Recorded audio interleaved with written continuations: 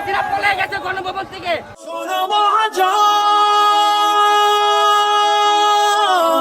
আমি নয় তো একজন, শোনো মহাজন,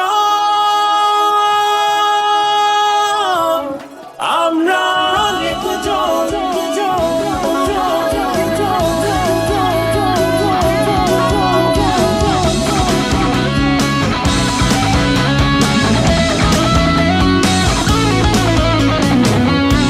তোমার খেলা দেখি বলে দেখবো কি আর